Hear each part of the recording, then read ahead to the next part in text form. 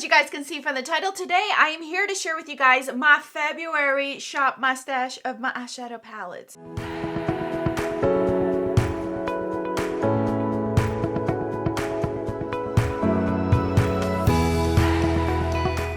You guys always are curious, how do I rotate throughout my makeup collection as far as my eyeshadow palettes? So I decided this year to share with you guys each month what palettes I am additionally pulling out to help me supplement in my pan those eyeshadows, other project pans, or just because I feel like using them for that season or for that month specifically. So I have my little pile here of eyeshadow palettes, as you guys can see.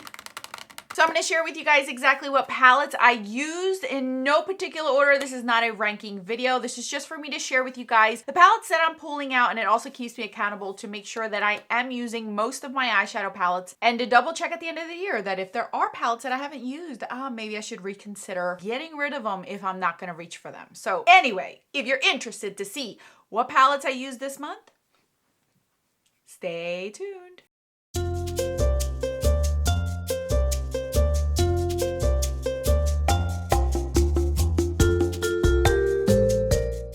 Like I mentioned, this is no particular order. I do not choose specific palettes just because of their brand. It's mainly how I feel, what I want to pull out for that month, what I want to use, or if it's correlating or going with the eyeshadow palette or the eyeshadows that I am panning in my pan those eyeshadows. That's what I mainly do this for, and I have a lot of fun just incorporating different eye looks with all the palettes that I have, because I don't feel like I'm doing the same look over and over and over.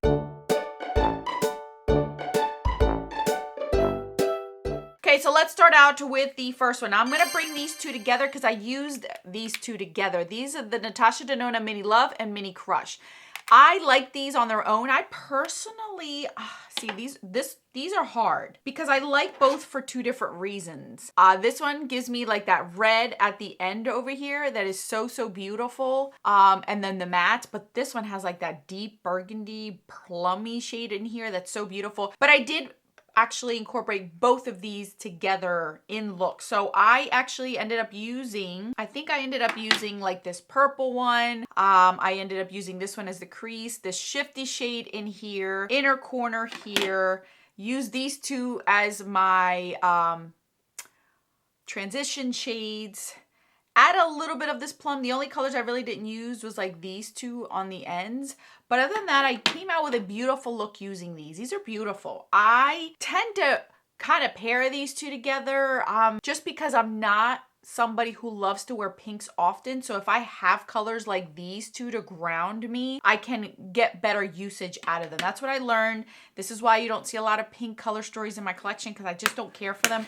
But these are enough for me to like them. So I did end up using these two in a look, and I really liked it. All right, I had to pull this one out. Wine Only. This surprises me every time I reach for it, because every time I reach for this, I think I'm going to come out with this really red look. But in all reality, it's not really that red. It ends up looking really pretty. This time I used this one, I believe. Yeah, this one all over my lid with a few of the mattes in the crease. And this one just turned out to be more of a brown burgundy. So it really looked like a beautiful burgundy smoky eye. It came out really nice. I actually enjoy this one. I thought that this one might be one that I would consider getting rid of, just because looking at it, and I think it's the packaging itself that is very deceiving, because looking at it, I feel like I'm going to come out with a red look. And in all reality, it's not. I have different tones in here that make this a little bit more versatile. So I do like it. I am actually surprised that I'm going to keep this one. Making Mauves. This was something I got for Christmas. So this was my first time using it. And I have heard hits or misses with this palette. I've seen a few of my friends declutter this one. I've seen a few have it on their chopping block. So I was getting a little bit nervous to even think that I may not like this one. But I actually did. And I liked it because it's so lighter, softer, feminine kind of palette. I used all three of these shades, and they're beautiful. This Super Shock is gorgeous. This crumbly one, and I hate to say crumbly, but it's like a textured shadow. It's really pretty. I liked all the mattes in here. I like that I could ground it with this deeper color, but it's not so deep. Sometimes I don't want a smoky look or a too dark of an outer V, and this is perfect because this is very soft and feminine and girly. This reminds me of like a baby shower event or a wedding kind of event or like a brunch with the girls in the springtime. This is what this reminds me of. And it's not so mauve-y, like purpley or very deep tone. So I actually really like this one. So I was surprised. I've used this one once as well. Up next, it's my pleasure. I had to pull this one out. Come on, you guys. I love this palette. Love it so, so much. We all know Sandman. I actually looked it up to see if I can get a dupe for it. I mean, like a second backup, because you could tell it's deep in there. I just like work that in there. It's a gorgeous, gorgeous palette. And I do have to remember that when I do take this palette out, I can't just only use that one because that's what I mainly use this palette for, but it's beautiful. It's not so purpley. It has pinkies and purples. So it reminds me of like the Violet Ink one from Violet Voss, and I no longer have certain palettes that I've gotten rid of because I have this one, and this one's just enough. I don't need too many purple tones, but it is really pretty. So I used that one once as well. And then we have this one, the Natasha Denona Love Palette. I actually recorded a palette bingo using this palette for my members only on my channel. So if you're interested, I'll leave a link if you're interested to join. I do a lot of other fun, creative stuff out there and everyday kind of stuff like personal things. So this is one of the ones that I used, and here's another palette where I look at it and I forget how beautiful it is until I use it. Over the years, I've realized that sometimes I may have loved a palette I've decluttered solely from looking at it and not necessarily using it, because this is a palette I would have decluttered by now if it wasn't for me taking the time to actually use it to see how I enjoy it, because I would have decluttered this one. Looking at it, I'm just like, but once I get to use it, I am surprised at how much I enjoy it. And I'm so happy that I'm doing this, going through my stash and using more palettes that I haven't touched in the last year to see whether I want to keep them or not, because this one was one that was solidified that I definitely want to keep in my collection. Rose Quartz. Oh, goodness gracious. Rose Quartz. This one's just pretty. Overall, I just love this palette so much. I ended up sticking more towards this side of the palette. I didn't really touch any of the pinks. I mainly went for over here, and I really, really enjoy it. I actually really do like her textured shadows. Looking at this, I just like it. But I ended up using this one in a different way that I typically would, because normally when I would reach for this palette, I would go for like these center shades in here, all of these kind of texture shades. And this time around, I ended up using this one and this one all over the lid to see what kind of look I would come out with. And I was surprised to see how different that look came out versus the rest of the palette. So I'm happy that I did that, because I wouldn't have done that otherwise. I would have always just stuck to these pretty colors right over here and kind of neglected this little corner. And I'm glad I didn't, because it made me realize that this is a little bit more versatile than I thought it was. Then we have this one, the Love in London palette by BH Cosmetics. This is one of the most boring palettes that I have, but it's a utilitarian palette. And I used it and I was like, wow, I really do like it. I know it seems so boring, but I actually really, really like it. I'm not gonna lie. Like when I put it on, I'm just like, that was so easy to put together and so beautiful on the eyes. It's just like an everyday kind of thing. This was just so pretty. I can use this for an everyday look, or I could use it for a nice sultry evening going out kind of look palette. And I like it. I like that I'm getting these three colors over here. So if I want to switch it up, I can, but it's not too drastic. It's a safe palette. It's a palette I can reach for on a daily basis and not really have to think about, oh, is my look gonna come out too bad? Is it gonna come out over here, over there? But I really like the look that I turned out with this one. It surprised me, but in a good way. I had to come out with the Lila palette. I'm kind of bummed that I didn't reach for it more than once this month, and I wanted to reach for it more times, but I also have to consider my Project 50 uses that I have going on and my Pan Those eyeshadows. So those are priority over these palettes. These are more like supplementary palettes that help me out with those. But I really enjoyed this one. I dabbled into the section over here, this section over here. I dabbled into this pink one over here. I didn't really get into these purples too much into there.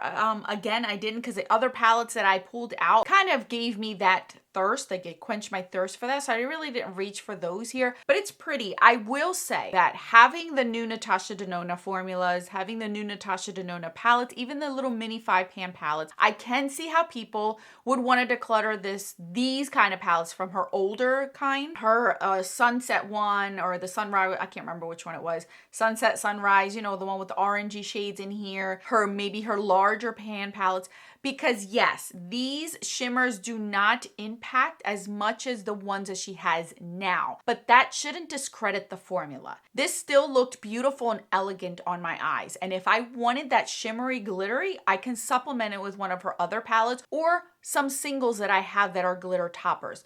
That to me is not a problem. That to me is not a justification for me personally to let go of a palette. If it's still giving me a beautiful look at the end of the day, I still enjoy it and it lasted on my eyes. So for me, I'm not decluttering. I wouldn't declutter these palettes, even though they're not up to par to what we see now with the whole metallic, duochrome, trichrome, multichrome, glitteriness.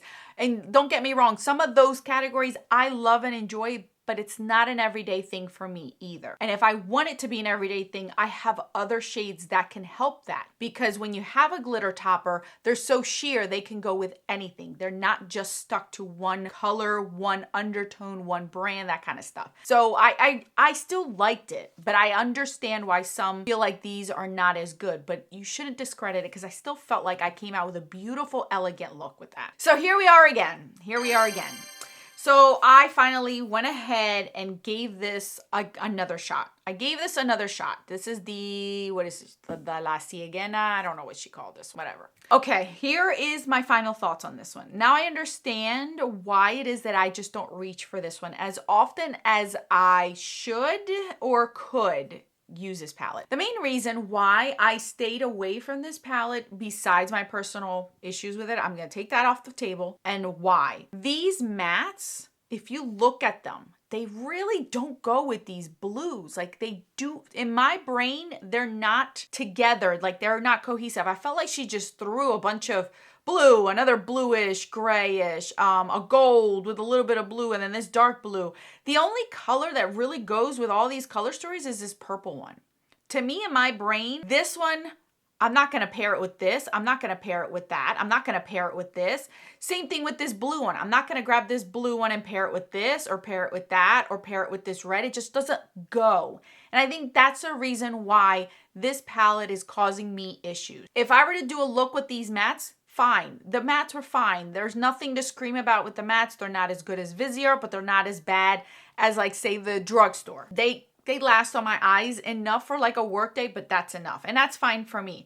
It's pairing it with these, because the whole point of this palette is to enjoy these bottom ones. And I feel like that's where I'm getting stumped. I have to wear these mattes and then pull something else in that works with these mattes. And that's what I found myself doing, is that when I used this palette, I didn't touch any of these bottom ones because I already had used this purple one that turns into green. Fine, it's pretty. I already know that one's pretty. And all these can be pretty as well, but they don't go with these mattes. Like, it just looks like she just threw a bunch of stuff in here. And I think that's my main issue with this palette, is I can't get past these colors. Like, I needed more cooler gray or blues or greens to go with this. And the way that I'm going to have to use this palette is these I'm going to have to consider as singles and remember to use them when I use other palettes. And then these mattes bring in other shimmers into it. That's the only way that I can see myself getting past this palette. Last but not least is this palette. This palette was the one that I used the most. This is the one I used 4 times this month. All the rest got used once in my rotation. But again, like I said, every time I use these palettes, the one time doesn't mean I just use one shadow. I did a whole entire look using multiple different shades to come up with a look, even if it's just 2 looks. With this one, you guys have heard my thoughts on it. I do like it. I think it's beautiful. The color story is unique to me. I'm not saying it's unique overall, but I don't go for these kind of color stories often. So for me, this is very unique. I enjoyed it. The only shade that I feel like is super sparkly in your face is this one. All the rest have sparkle to it and they do shine in the sun, but they're not as sparkly and glittery toppery-esque like other palettes that they have come out with. But it is pretty. I came out with a really purple look. I came out with that look that you guys love with that purple top that I had, that lavender top. Came out of this palette. I did a get ready with me using this palette as well. So I've used it quite a few times to know that I personally like it. It's not It isn't any better than my other Beauty Bay palettes. I feel like they're kind of on par. The other palettes may have more glitter to them, but for me, that's fine. It's not a make it or break it. It still lasted on my eyes. It still worked and performed just like any other Beauty Bay palette that I do own. It just comes down to the color story, whether you liked it or not. I actually like it because it's unique to me. So this is the last palette that I have for this month that I ended up using. Okay, you guys, so this past month, I do not see myself decluttering any of these palettes. I do like them for one reason or another. Some I enjoyed a lot more than others. This is my way of rotating through my makeup collection, keeping myself accountable to see how many eyeshadow palettes I have touched throughout the year. The pile for this month was a lot more than the previous months, and that's because of the colors that I had in my project pans just helped out to supplement. Obviously, the month of March, I'm planning on pulling out a bunch of greens, so you're gonna see a lot of green looks throughout the month. I'm very excited about that. Today being one of them, that I'm wearing a little bit of green on my eyes. I'm having so much fun. This is my favorite color, so I'm gonna soak and suck the juice out of all of my greens that I possibly can. I'm going to try to reach for as many greens and enjoy the looks, especially since if you saw my pan those eyeshadows, you have seen the color story that I have, which will help me out tremendously to reach that goal. All right, guys, let me know in the comment section which one was your favorite that I used this month. Which one have you pulled out for your Shop My Stash for the month? What palette did you enjoy this month? I'd like to know. I'm gonna keep track of these, so then at the end of the year, we see how many palettes in total did I touch this year compared to how many I own. So we'll see about that, guys. We'll see about that. All right, guys, that's all that I have for you guys. More videos on the screen for your enjoyment. Until then,